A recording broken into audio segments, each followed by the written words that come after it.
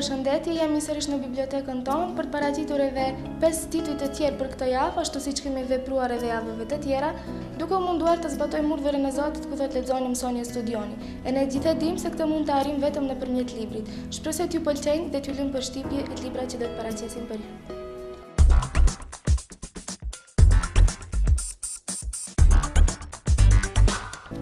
Libri i parë për sonte është Zëri i zemrës nga Daniel Steele.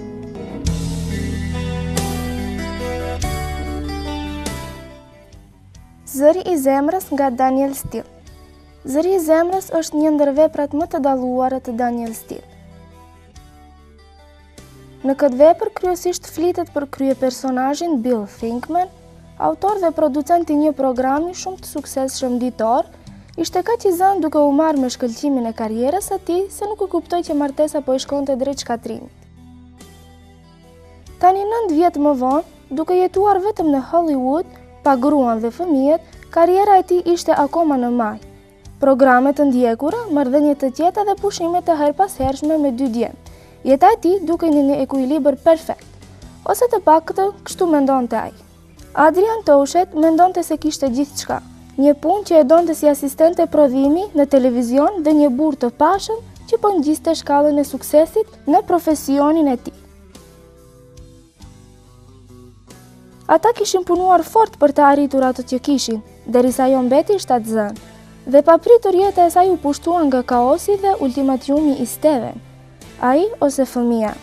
Bill Finkman dhe Adrian Touchet u takuan në një supermarket. Sa e pa, Bill kuptoi se donte më shumë në jetën e tij. Redaktor është Recep Hida, botues Fan Noli, kurse titulli origjinal i librit është Daniel Steele Heartbeat.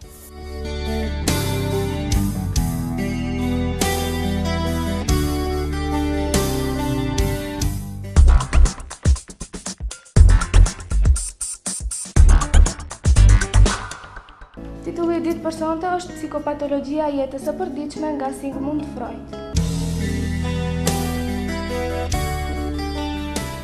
Psikopatologjia e jetës së përditshme nga Sigmund Freud. Autori thotë: "Ka më shumë se një arsye t'i kushtoj vëmendje kësaj analize të vogël, që e lash për gjysmë dhe për të cilën jam borxhli shokut tim të udhëtimit. Në radhë të parë, sepse në këtë rast më lejoi të ndiqja një pistë që zakonisht të tjerët ma kundërshtojnë. Në të shumtën e rasteve jam i detyruar t'i huazoj nga vëzhgimi mbi vetveten shembujt e turbullimeve funksionale me origjinë psikike që ndodhin në jetën tonë të përditshme, të cilat i kam përmbledhur në këtë libër.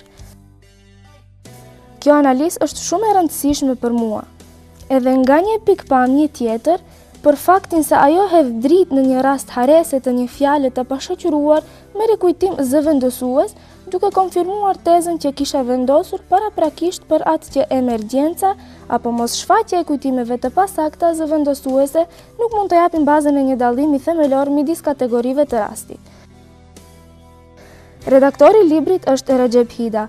Titulli origjinal i librit është Zur Psychopathologie des Alltagslebens, über Vergessen, Versprechen, Vergreiten, Aberlaute und Irrtum. Është botuar në shtëpinë botuese Fan Noli në Tiranë, nga gjermanishta përkthyen Edith Dibra, Recep Hida dhe Tamara Gjikondi. Përmbajtja është haresa e emrave të përveçëm, haresa e fjalëve në gjuhën e huaj, haresa e emrave dhe grupeve të fjalëve, kujtimet e fëmijës dhe kujtimet, ekran, lapsusi, gabimet në të lexuar e në të shkruar, haresa e mbaresave dhe e projekteve, veprimet e gabuara, veprimet simptomatike të rastit, gabimet, veprimet e gabuara të kombinuara, determinizimi dhe pikpamjet.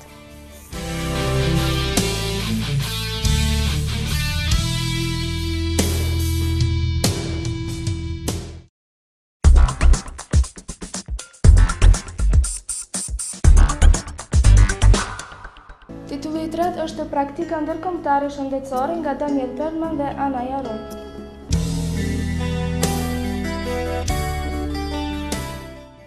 Praktika ndërkombëtare shëndetësore nga Daniel Perlman dhe Anaja Roy. Pothuajse të gjithë fakultetet për shëndetësi publike kanë lëndën shëndetësia globale publike, kurse nga ana tjetër tekstet kryesore vijnë në dukje vetëm pak nga praktika reale të shëndetësisë ndërkombëtare.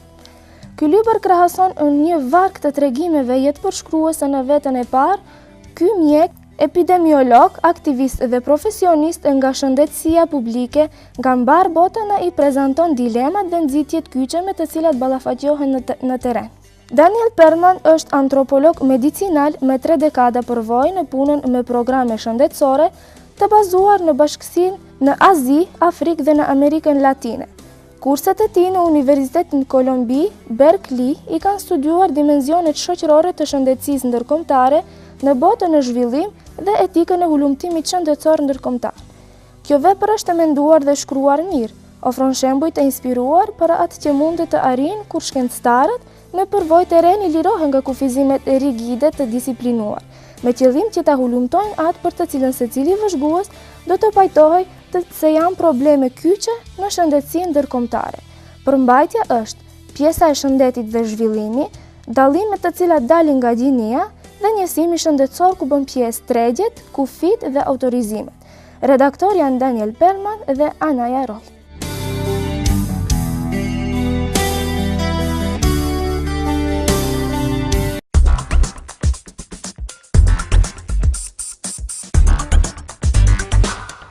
Ku po takohemi, vendos.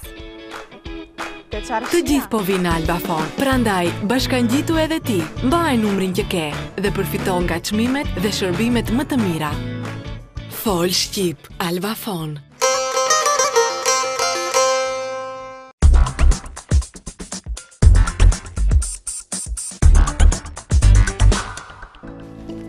Libri 4 personte është ftesë për bashkëjetesë nga Amar Halit.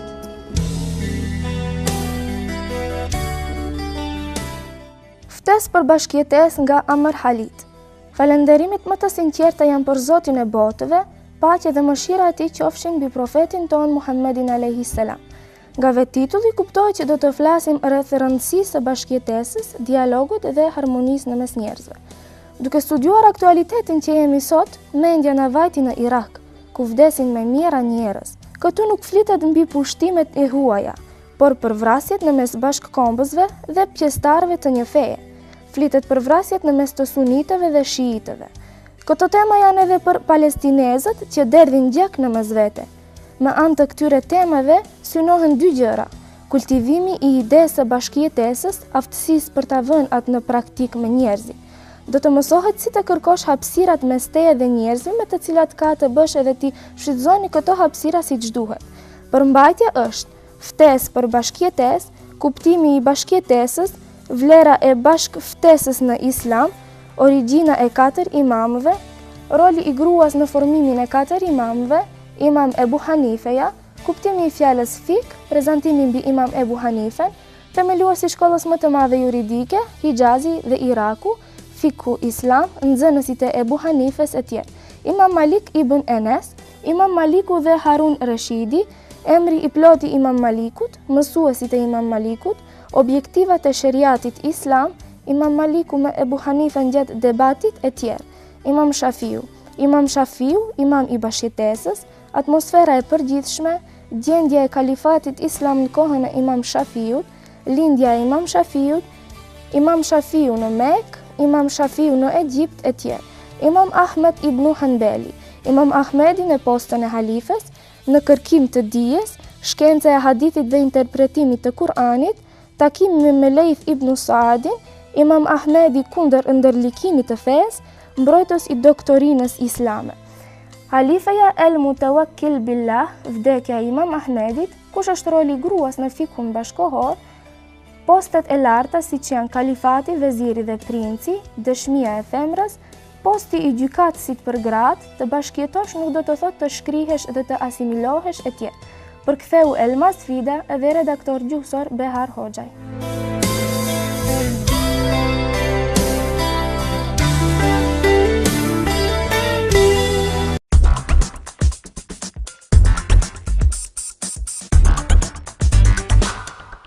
Libri i 5 dhe i fundit për sonte është Ideologjia për inxhinier dhe shkencëtar mjedisor nga Alan Kehev.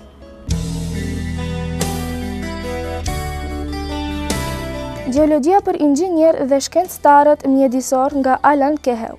Ky libër është botimi i tretë. është një çështje e opinioneve gjithësisht të ndryshme.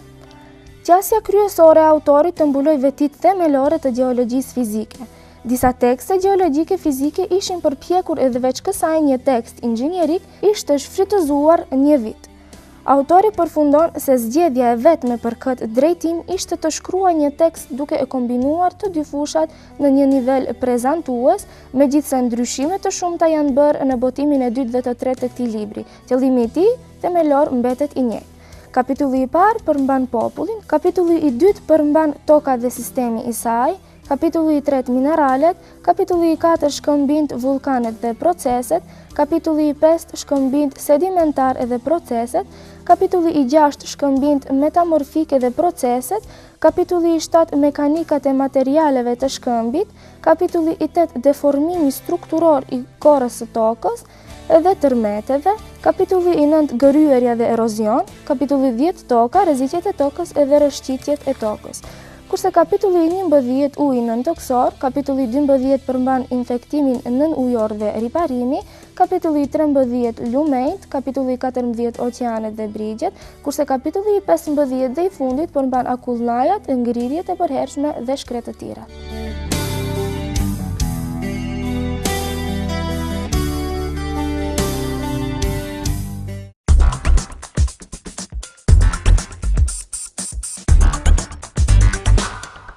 Shikues të nderuar, ishin gjitha titujt që përgatitëm për ju sonte, siç e kemi përmendur, gjithë këta tituj dhe titujt që e kemi përmendur më parë do t'i gjeni në bibliotekën e qytetit të Gosivarit, andaj sërish shihemi javën e ardhshme.